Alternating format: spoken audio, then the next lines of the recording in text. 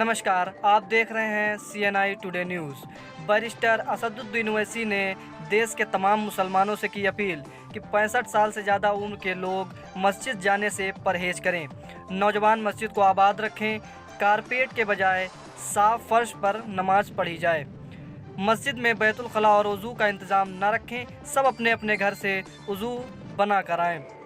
उलिमाओं से गुजारिश है कि सोशल डिस्टेंसिंग का पूरा ख्याल रखते हुए जो सफ़ाएँ होती हैं उसमें सोशल डिस्टेंसिंग का पूरा उपयोग किया जाए और सफ़ाएँ 1-1 मीटर की दूरी पे बनाई जाएं।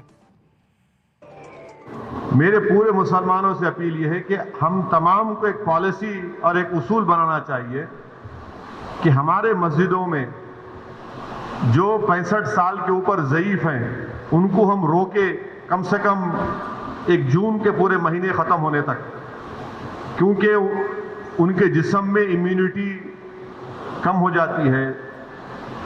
मुख्तलिफ खुदा न खास्ता अगर उनको डायबिटिक है, बीमारियां हैं, तो बॉडी में वायरस से मुकाबला करने की ताकत कम हो जाती है। तो मैं ये अपील कर रहा हूं कि 8 जून को इंशाल्लाह तो खुल जाएंगे, मगर कम से कम जून के ख़त्म होने तक हमारे जो 65 साल के ऊपर जो ज़ईफ़ अफराद हैं उनको हम समझाएं, उनसे रिक्वेस्ट करें कि कम से कम जून के ख़त्म होने तक आप थोड़ा मस्जिद को मत जाइए, घर में नमाज़ पढ़िए।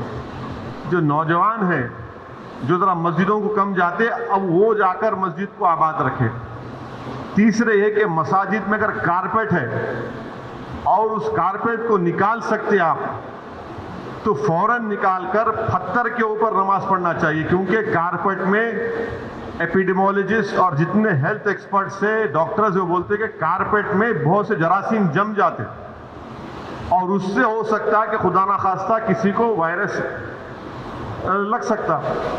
तो चौथी बात काम हमको ये करना चाहिए कि मसाजिद में बैतुल खला और वज़ू का इंतज़ाम ना रखें, क्योंकि वो वज़ू करते कुली करते और फिर आप आके नमाज पढ़ते तो लोग घर से ही अपने वज़ू कर आए। और नमाज जब पढ़ेंगे तो नहीं मालूम मुफ्ती इकराम को फैसला करना है कि अगर पूरी दुनिया में जहाँ जहाँ मसाजिद खोले गए, चाहे वो मस्जिद नबवी हो, हरम शरीफ मक्के में हो या टर्की हो या दूसरे मुकामात पर, हमेशा की तरह जो खंडे से खंडा मिलाकर सब बनती थी वैसा नहीं बन रही अब। तो क्या मुफ्ती इकराम ये फैसला दे सकते पूरे मुल्क में कि भाई जब 8 तारीख से मसाजिद खोले जाएंगे तो सोशल डिस्टेंसिंग को बरकरार रखते हुए हम सब बंदी करें नमाज की? ये हमारे मुफ्तियों को सोचना पड़ेगा कि कितना ये कर सकते क्या, क्योंकि मुख्तलिफ ममालिक में हो रहा है।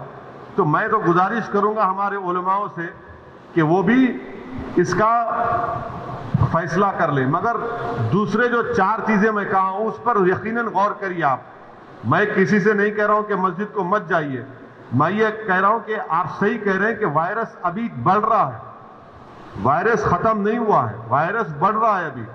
और खास तौर से जो हमारे 65 साल के ऊपर के जो लोग हैं और जो लोग मुख्तलिफ अमराज के शिकार हैं, जिसको किडनी की बीमारी है, हार्ट की है, लंग्स की है, डायबिटिक हैं, उनको तो और एहतियात करने की ज़रूरत है, बहुत एहतियात करने की ज़रूरत है उनको, क्योंकि उनकी जान को बचाने का है। यकीनन हमको एक रूहानी और क़ल्बी सुकून मिलता है जब हम अल्लाह के घर में जाकर सर्वसजूद होते हैं, मगर इस्लाम की अहम तालीमात भी है कि जान बचाइए।